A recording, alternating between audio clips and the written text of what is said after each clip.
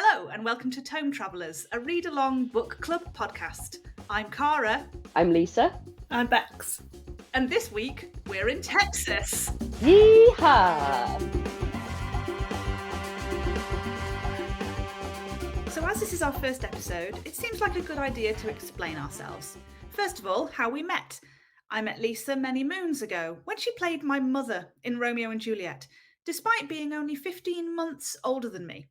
I met Becks many moons ago when I was born, because she is my sister. And now how the podcast came about. We were inspired by this TikTok. I haven't read the classics, but I have read the one about the lady who falls in love with a cowboy who turns into a dragon, the other one about the lady who falls in love with a cowboy who turns into a dragon, the other one about the lady who falls in love with a cowboy who turns into a dragon, the one about the lady who falls in love with a cowboy who turns into a tiger because he was manufactured to be a killing machine, the one about the lady who falls in love with a cowboy who turns into a rogue wolf despite being with the group of dragons, and also the one tiger. So I sent that TikTok to Lisa and Becks, and we all joked about how we need to read all of these books right now. Then Lisa found the first of the series on Kindle Unlimited, and a podcast was born.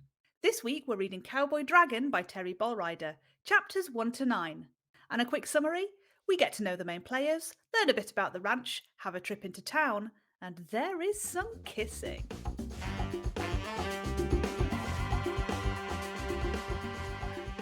So my first talking point is how there is no messing around. No. None. Page 1, No. This guy is a dragon. Boom. Yeah. No explanation? No explanation needed. No, it's not a secret at all. No. Not to the readers, to everyone else who isn't on the I presume that everyone in town doesn't know that they're dragons. No, they're just all big, No. massive men. Mm. Well, that is a talking point coming up later. We do have a talking point that everything is bigger in Texas. There's no dicking about in this book, in terms of of the speed of the plot. No, it hits 200. The introduction, for me, the introduction of the other ranch members, I was in stitches. It was just like, hey, boss. Hey, Clancy. Hey, I can't remember. Who's the first one he makes? Beck. Is it Beck? Beck. Yeah. Who's second in command when he's not drunk.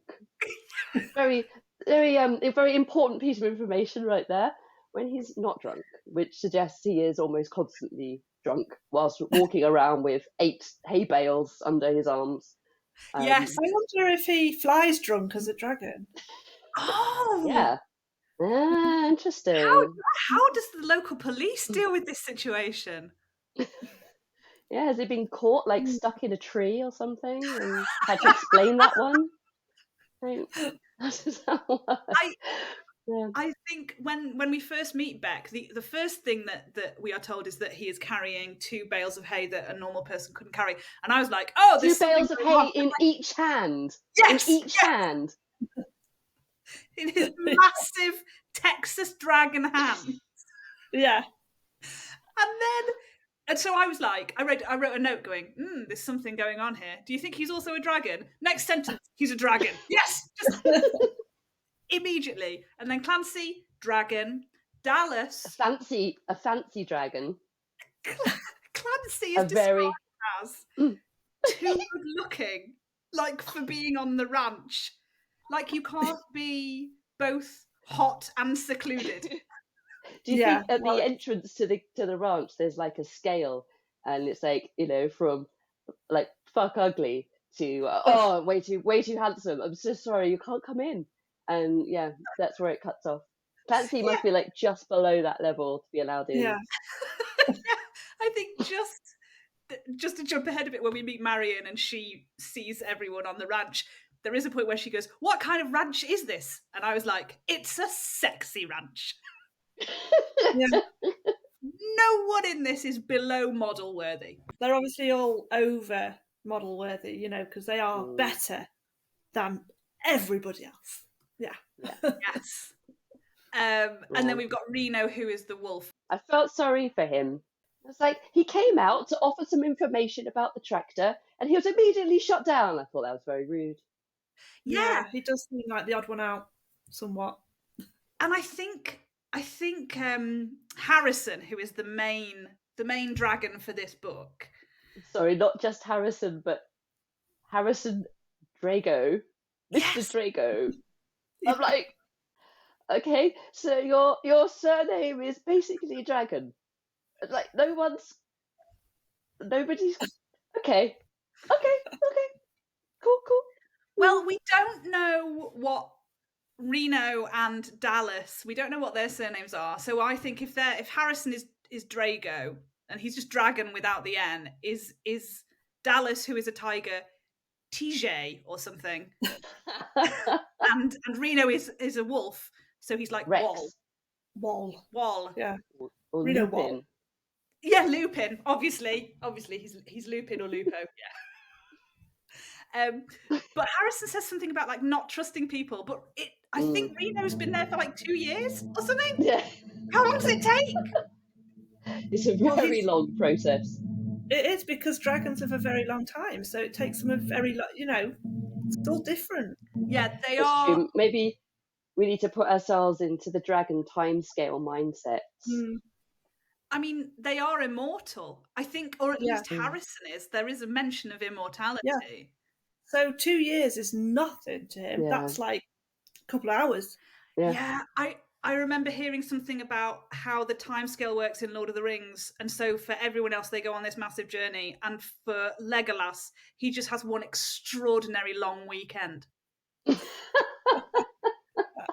Like some kind of stag weekend that goes really wrong. The Hangover gone bad. Yeah. So yeah, first chapter is just meeting the guys. I like that Clancy, and that he has a Texas drawl, and there's something in my mind, I can't help it, but I can't help but say his name like Ashley in Gone with the Wind. Clancy. Every time I hear about him, it's just like, and he's got the like shoulder length hair, so I imagine him doing like a hair toss and being like, I'm Clancy. Yeah. And like just like getting his gloves off, his pigskin gloves, and then just like folding them into his hands, like. Yeah.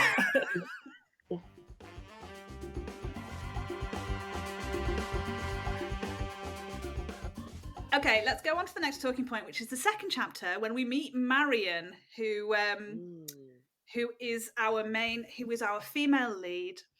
And one of the main things we know about Marion is that she hates cowboys more than anything in the world. Yeah. More than racism, more than bananas. Of all the things. Yeah. Of all those vitally important things to hate, racism and bananas. Yeah. She has somehow ended up at Cowboys. She's gone Cowboys. I mean, I'm looking forward to finding out what the reason behind this is. I mean, she's got a real low opinion of all Cowboys. And she's been sent to this ranch. So what?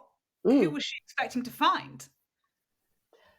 Yes, although she does say that it's the absolute, like, she is at the end of her rope, the very end, and that she must be desperate if she's resorting to seeking help from a cowboy. Yeah, it's that bad. She is a fantastically cynical romantic lead, and we all love a romantic lead who doesn't believe in love or happy endings. My people. She is my people, and I will defend her with my life. She talks about that her dad was a cowboy or a rancher, and that she grew up in a ranch environment. So it's something that she's clearly been, and she has ridden a horse, but not for a long time. So clearly her past, her history is very tied up with cowboys and ranchers. Just what? Or cowpokes. Cowpokes. Yeah. Which that was an interesting word. A great term. Yeah. I think later on we hear that maybe a couple of her exes were also cowboys. So that's always gonna colour your idea. Yeah. If you've had your heart broken by not one but two cowboys, is a dragon cowboy really gonna be that different? Do you think it's going to be third time lucky, or you just think, nah, that's it, they're all done for me? Like me and dating actors. I think she's them. I think she's done. I think she does sound very cynical.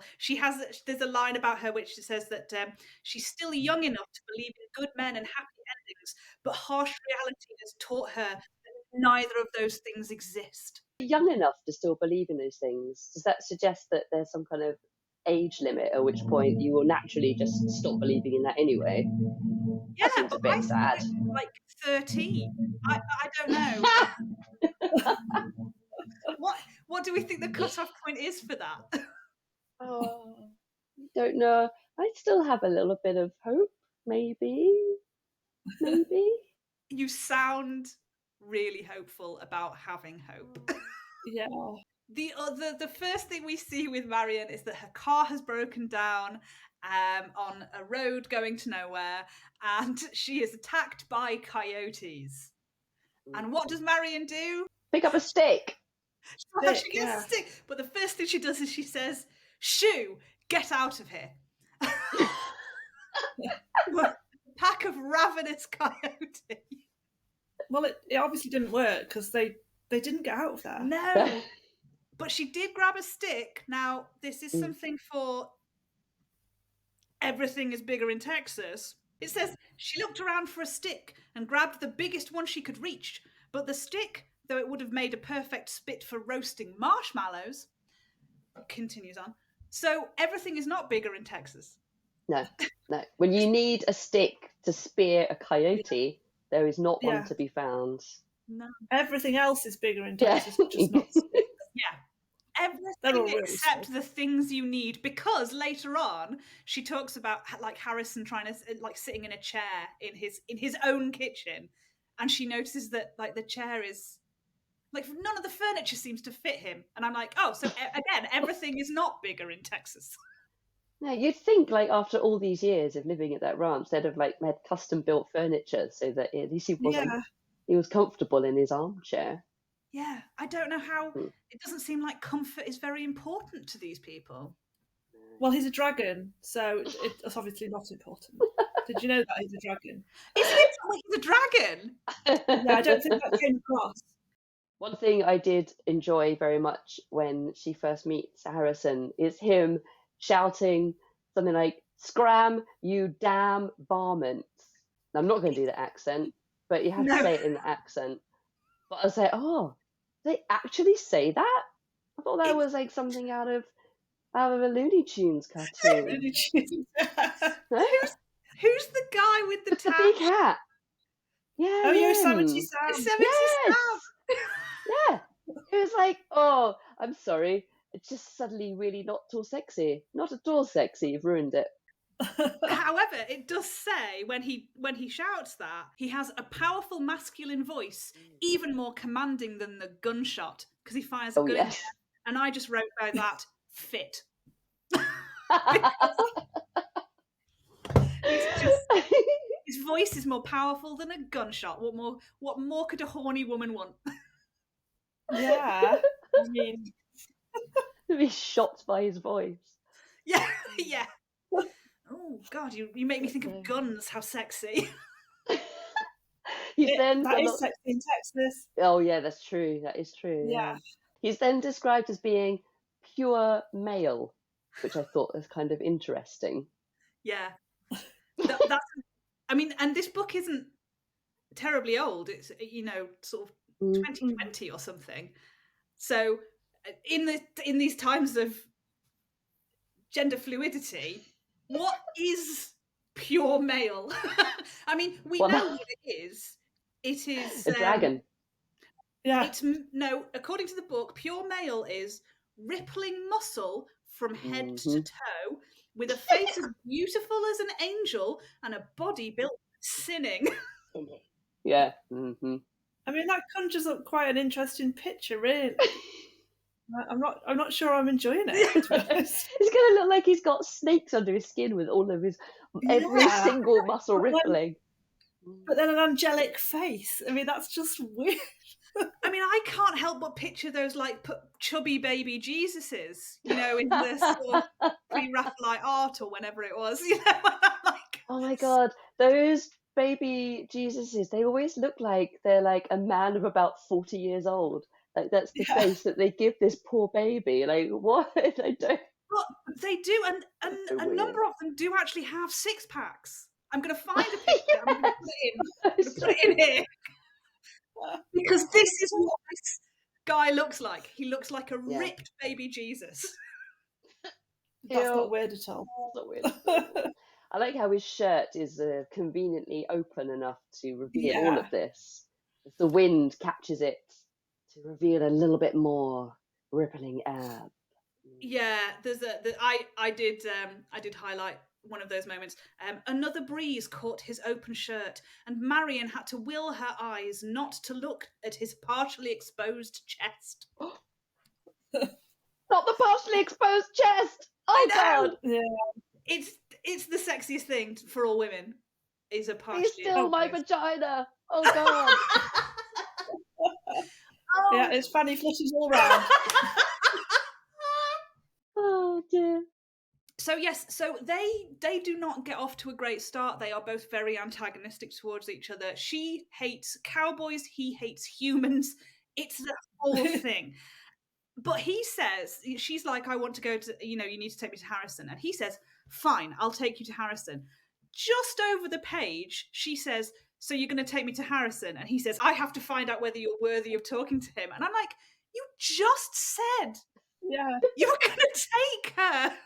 He's fickle. Yes. He starts the book in a very irritated mood.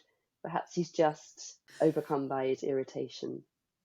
Yes, everything is too much for poor Harrison. He has been alive for God knows how long. There is a point later where Marion mentions the Alamo, and there's nothing said about it. It's just mentioned in the book that her favourite place that she'd been to in Texas was the Alamo. And I thought, are we going to find out that those guys were at the Alamo?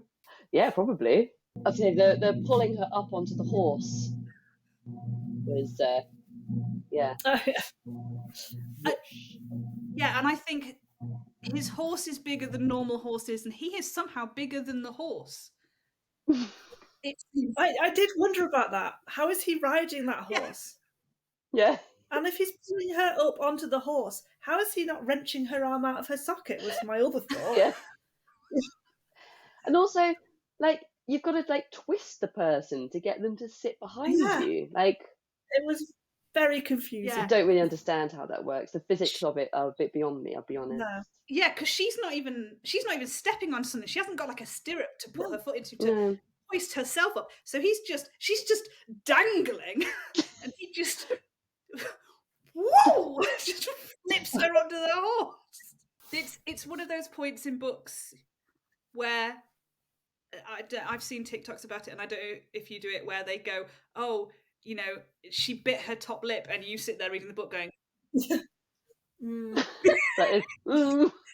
So he goes, oh, he lifted her up onto the horse. And you're like,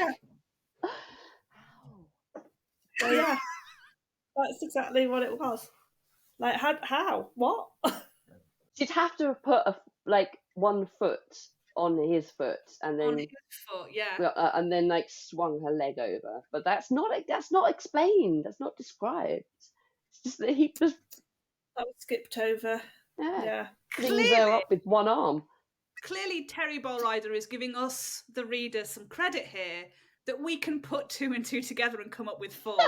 Unfortunately, the 3 of us have somehow come up with 7 3/4.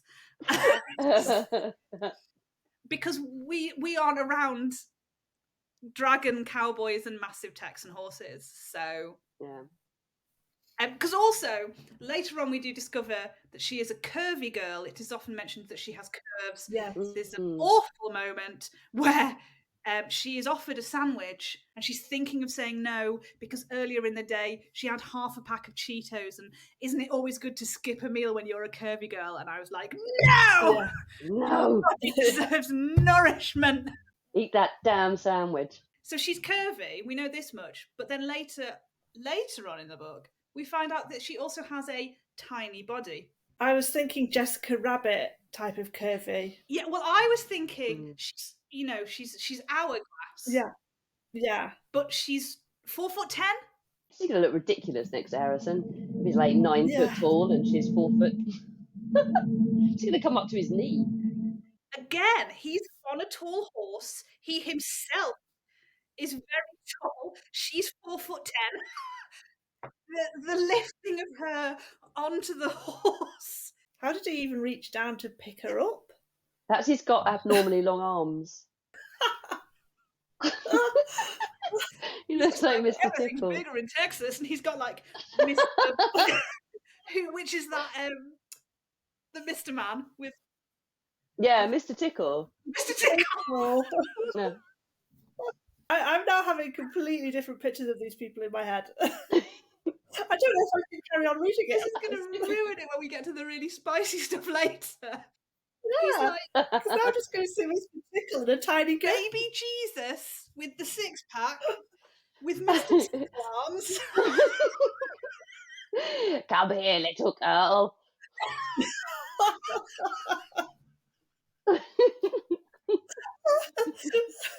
The strangest looking dragon. We're 20 minutes into this podcast and we've ruined this book for everyone. Welcome to the podcast, everyone. There is more Everything is Bigger in Texas. Let me look at all of my notes for Everything is Bigger in Texas. Oh, we do get the obligatory things are always bigger in Texas. She gulped again as she looked down the cowboy's half-bared chest, past the big worn silver buckle he wore, lower to his... And then it's interrupted. Yeah. He's got real big knees. Lower to his enormous calves. Oh, that man does a lot of cycling. Chris Hoy, he's got Chris Hoy thighs. Yeah. Or he's got massive feet. And you know what they say about a man with big feet? Yeah. He doesn't fall over. He doesn't fall over. Clown. Actually, I imagine he'd trip quite a lot because that must be quite difficult. Okay, so he's a baby Jesus with the six-pack abs, Mr. Tickle arms, and a massive huge dick. clown feet. Massive clown. And then every now and again he turns into a dragon. I wonder what he looks like when he's a dragon. Does he have Yeah. a really long wobbly... Can I just say that I think we found our new logo. Yeah, at least you Now you get to draw it. You have to draw Harrison for us for the... It's been terrifying. Absolutely terrifying. I need to see it in reality. It's some kind of... What's that thing with all those animals that are like stuck together? A chimera. Chimera. That's Chimera, it, yeah.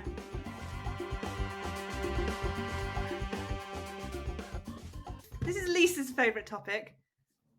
Unlike the girls. Fuck's sake. I hate this trope. I hate this trope so much. Yeah. Yeah, she wasn't like other girls. Yeah. Ah! Because as well as now we know, the book has told us what pure male is. It is rippling muscles, so someone who looks like snakes are crawling underneath their skin, and an angelic face. So baby Jesus with the abs. That's pure male. What are girls like? Because the reason he says that she is not like other girls is because she's like... She's feisty. Yeah. She's like badass or something. Yeah. Badass and feisty. Well, I'm sorry, but pretty much every single fucking woman I know is feisty and badass. And also, woman, not girl. Yeah, yes, yeah. But even she does it as a point where she describes Clancy as the kind of attractive that other girls would throw themselves at. Not you. Yeah. Those other girls who are, not as good, lesser. I genuinely have huge issues with this trope because it's really harmful. It's incredibly harmful, and I think it sets up this kind of thing, like the pick me girl says like, oh, I need to make myself, as to be whatever the man wants, and like, what does the man want? Well, I will become that, and all the, and any other, idea of what makes somebody feminine is wrong, is not, is not wanted. I don't know. It just it's very pits woman against woman, and I hate that. And and again, women are not a monolith. We are all different. Multiple. He likes her because she's like badass, but what she did to make him think that she was badass was when we are introduced to who I'm assuming are going to be like the bad guys of the series, the Copperheads, who are a gang of wolves. When we are introduced to them, they come raging onto the ranch. They're like doing donuts in their like Mad Max. Yeah. And they're scaring the cattle and they're knocking down fences and they're being dicks. And they're like sauntering about and being all big I am. And I know she doesn't know that there are 3 dragons. I know that she doesn't know that there are 3 dragons and a tiger and a wolf to protect this ranch. But she knows that there are 3 humongous. And she also knows one of them has a knife. So she knows that already. And yet one of them can carry 4 hay bales. Yep. And she says one of them looks like he could drag her car on his own without the need of the tractor. And yet she thinks that what they need in this moment is for her to walk off the porch, stand in front of Harrison, the giant baby Jesus with the tickle arms, stand in front of him and say, "You get out of here." Like fucking Barbara Windsor. Get out of my pub! Get out of my pub! That's all I could see was fucking Barbara Windsor shouting. Who is tiny? Who is tiny? She is tiny and curvy, Barbara Windsor. So, oh my God, he is baby Jesus with the abs and the Mr. Tickle arms and the clown feet, and she is Barbara Windsor. Get out of my pub! Yeah. I was like, it's the most ineffectual thing. Like, what are you doing? Why did she even think that would work? It's as useless as what she did with the coyote. This is why her life is such a disaster, because this has been the tack she's always taken, which is obviously she's not learned it doesn't work yet. Just wade in with a tiny stick. Yeah. So she is like, she is not like other girls. There is also a point where he thinks that she is. Oh, where's the bit about her not being like other humans? Because she's got through stuff, and Harrison thinks like, oh, she's not like humans because she's survived like a difficult life. And I'm like, isn't that exactly what humanity is? The description of whatever it is that she's been through in her past is described as beating impossible odds. I'm like, what? She's just had, her dad died and some other things were a bit sad. As I said to Cara the other today, it's like she fell down a ravine and had to cut off her arm. Like, she's just, it's just been a bit unfortunate. It's not impossible odds. Yeah.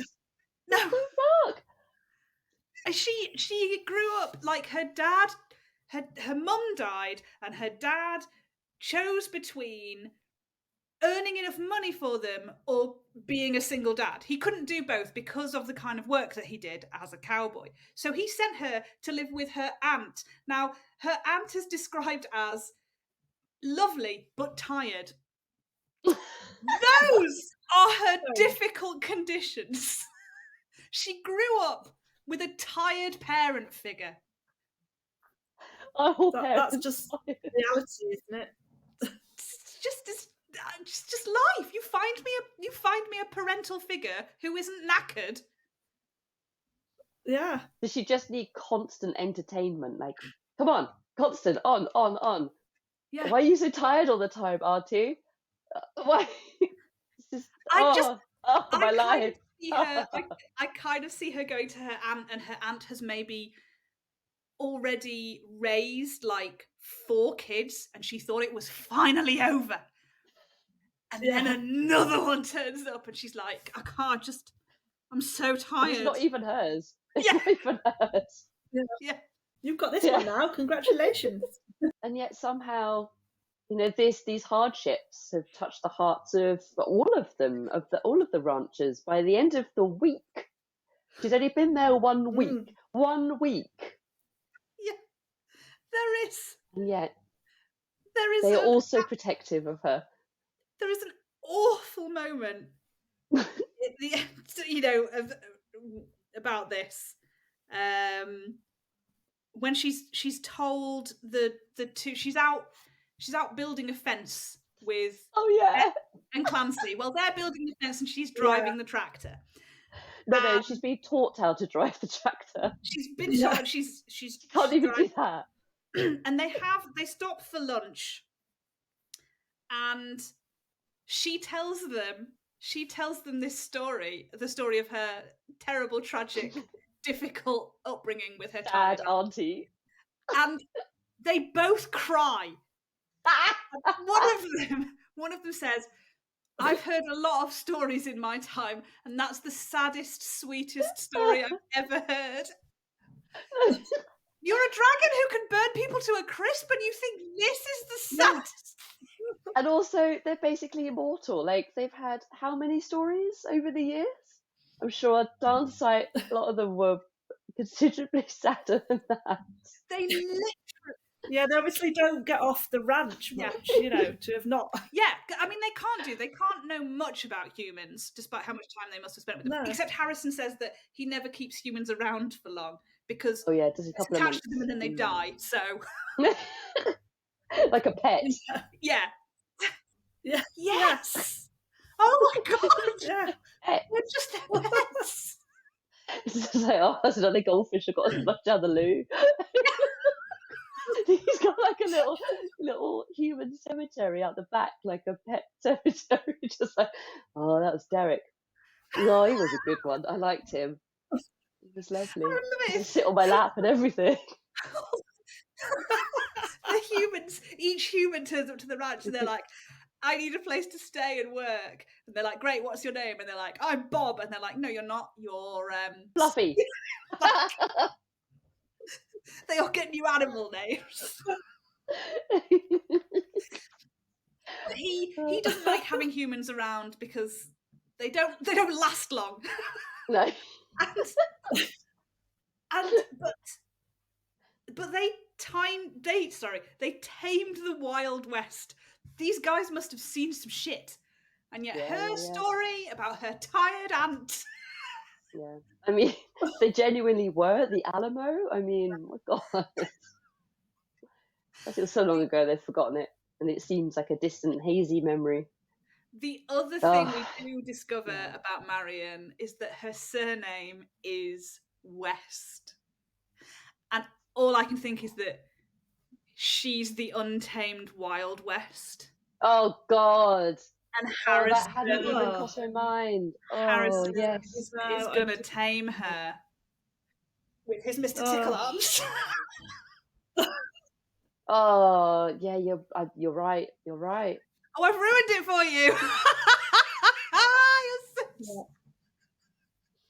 Oh, man. So literal. Yeah. I didn't realise until my second read through that I was like, oh, her dad's name was West. Oh, no. Also, unfortunately, in the UK, we have very different connotations with the surname West as well, which is somewhat unfortunate. Now we can talk about the most important character in the book. Gary! It is Gary the raccoon, who Marion thinks is a snake. But it is dark, she is in bed, and all she is shuffling on the floor. Yeah. I don't think that's a terrible mistake to make. No. And, you know, you are in the Wild West and there are things like snakes out there, so yeah.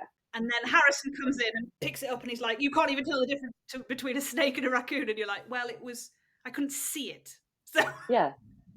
And in the dark, you always imagine the worst thing, don't you? And a raccoon is never the worst thing. The little trash bandit. Oh, he's my favourite.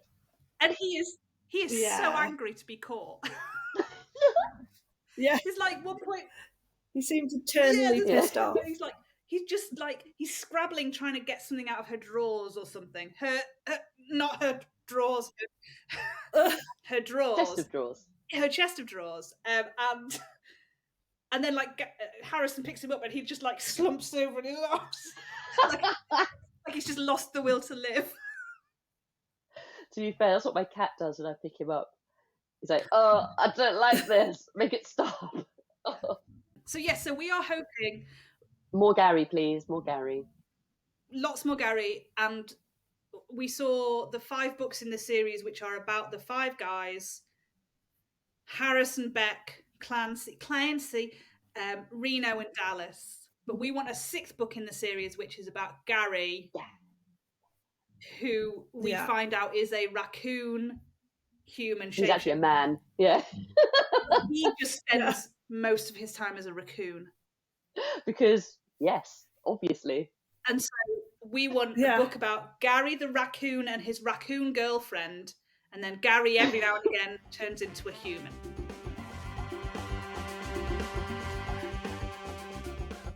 I have one more discussion point. Harrison needs better shirts. Yeah. Or just dispense with them entirely. Just don't bother.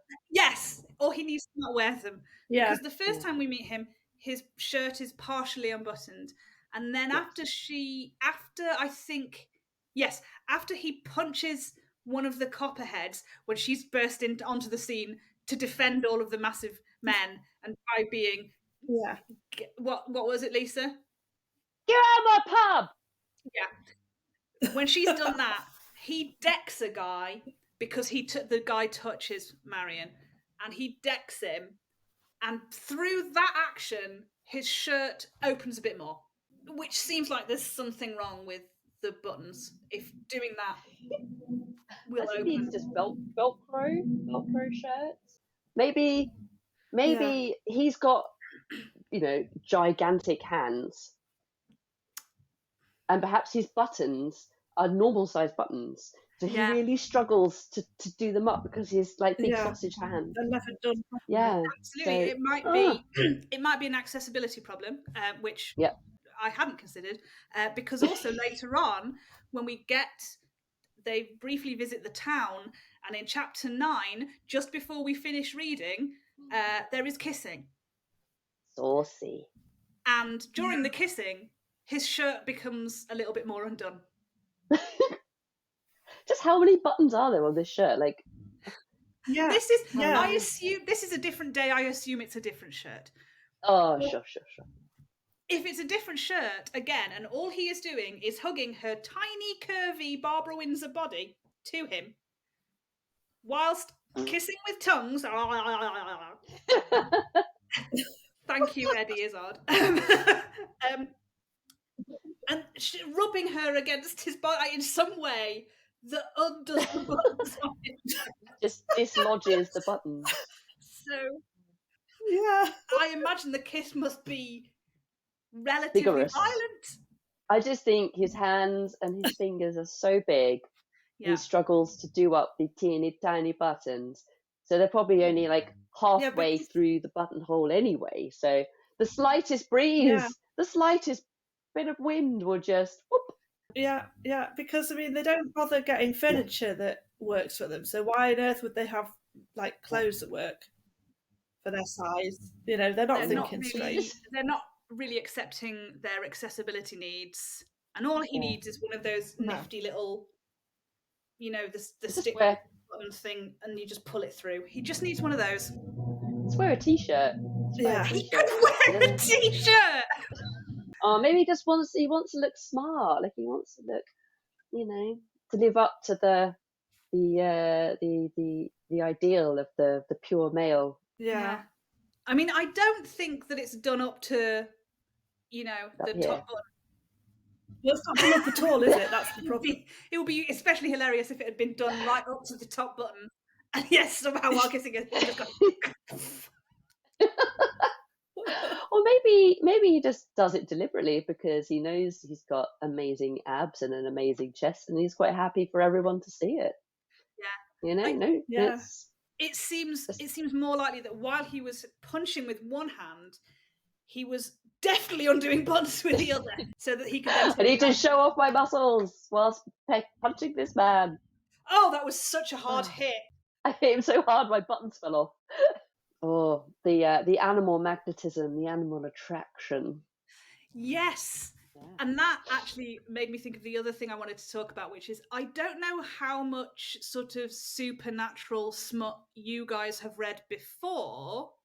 This is my first. Oh, is it? Not much. Yeah, I think so. This is my first official one, but there's plenty of it on archive of our own, so I have read my fair share. And there's a thing with mates, with fated mates. And the way that Harrison acts around Marion, he keeps talking about how he is weirdly protective of her.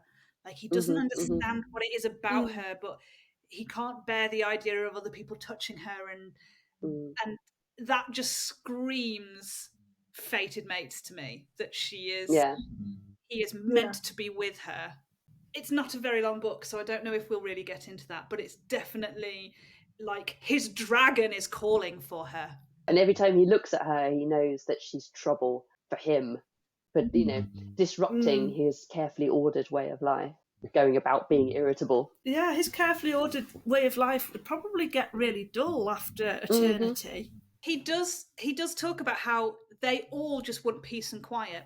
Yeah. Is it because they had to tame the Wild West and they had to fight at the Alamo, which they lost, and they had to do this, that, they're like... They've just been so busy. They're enjoying their retirement, basically. Well, I'm looking forward to it getting a little bit further into the steamy parts coming up in chapter 10. Yeah, there's definitely sex in chapter 10, and we stopped reading just before it. I know. Oh, yeah, talk about edging. Oh. Yeah, I'm intrigued to discover how the sex is described. I always find that very interesting in books. One of the things that comes up in the fan fiction that I read is that every now and again, during sex, the person who is the supernatural being will sort of start to shift into their supernatural self. And so I'm absolutely terrified that at some point during the sex, he's going to sprout a wing.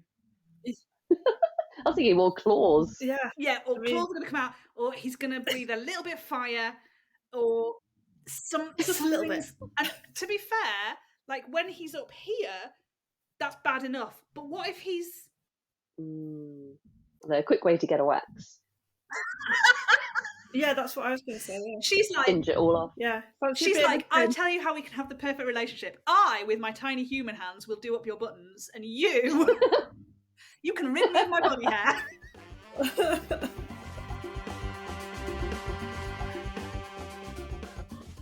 And that's the end of our first episode. Thank you so much for joining us. We hope you'll join us again next time. If you want to join us on our social media, we are at Tome Travelers on Instagram and TikTok, and we have a Discord, which we'll leave a link to in the show notes.